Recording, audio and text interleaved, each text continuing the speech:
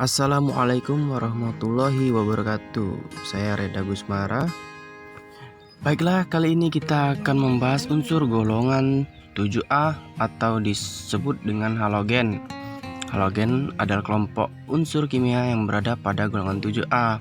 Kelompok ini terdiri dari fluorin, klorin, bromin, iodin, dan astatin dengan elektron terluarnya 2s2 dan 2p5. Lalu, halogen menandakan unsur-unsur yang menghasilkan garam jika bereaksi dengan logam.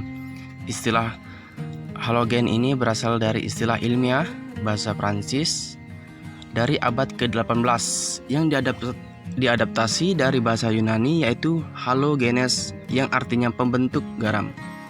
Halogen juga merupakan golongan dengan keelektron negatifan tertinggi.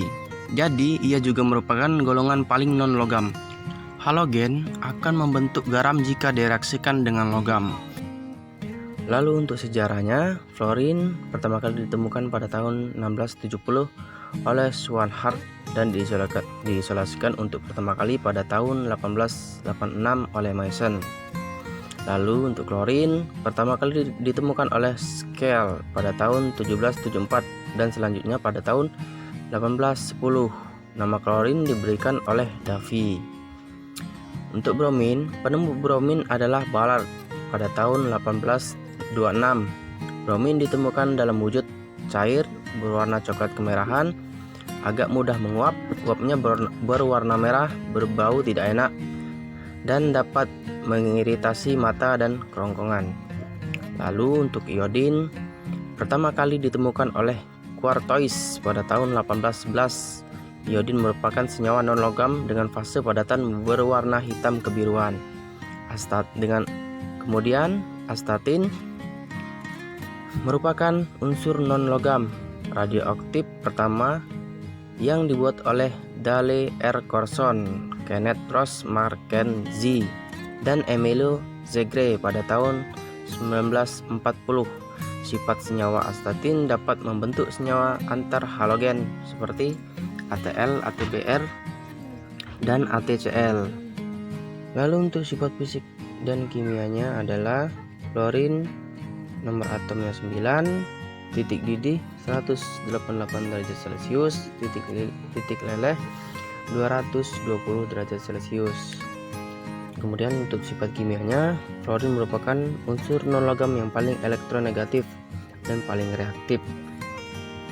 Untuk klorin sifat fisiknya nomor atom 17, titik didih 34 derajat Celcius, titik leleh 110 derajat Celcius. Sifat kimia klorin berupa fase gas berwarna kuning kehijauan, dapat larut dalam air, mudah bereaksi dengan unsur lain, memiliki bau yang menyengat dan sangat beracun. Kemudian untuk bromin, sifat fisik bromin nomor atom 35, keelektronegatifan 2,8, titik didih 59 derajat Celcius. Untuk sifat kimianya, bromin dapat menimbulkan luka apabila kontak dengan kulit serta memiliki efek iritasi pada mata dan tenggorokan. Kemudian untuk iodin, sifat fisik iodin nomor atom 54, titik didih 184 derajat Celcius. Kemudian jari-jari kovalen 1,33. Kemudian untuk sifat kimianya, iodin adalah padatan berkilau berwarna hitam kebiru-biruan, menguap pada suhu kamar, menjadi gas ungu biru dengan bau yang menyengat. Lalu untuk astatin, sifat fisiknya nomor atom 85, titik didih 337 derajat Celcius. Kemudian untuk titik lelehnya 302 derajat Celcius. Kemudian untuk sifat kimianya, astatin merupakan unsur radioaktif yang pertama kali dibuat dari hasil pemboman bismut dengan partikel-partikel alfa. Lalu untuk keberadaannya di alam, fluorin ditemukan dalam mineral fluorspar, CaF2, kriolit, dan fluoroapit. Lalu untuk klorin ditemukan dalam kerak bumi sebagai mineral ion-ion klorida seperti batu garam NaCl, karnalit, KCl, MgCl2, 6H2O, dan kloroargirit AgCl. Lalu untuk bromin, senyawa ini juga ditemukan di air laut, endapan garam, dan air mineral. Untuk iodin ditemukan dalam air laut atau air asin. Kristal iodin dapat melukai kulit, sedangkan uapnya dapat melukai mata dan selaput lendir. Untuk astatin dapat ditemukan di alam dalam jumlah yang sangat sedikit, bahkan terkadang dikatakan tidak dijumpai di alam, sebab unsur ini bersifat radioaktif sehingga mudah berubah menjadi unsur yang lain dan lebih stabil. Lalu untuk kegunaannya sendiri, fluorin digunakan sebagai mineral pada pasta gigi. Untuk klorin digunakan untuk menarik timah dari kaleng bekas membentuk SnCl4, kemudian direduksi menjadi timah murni. Lalu untuk bromin digunakan sebagai bahan zat tahan api dan sebagai perwarna.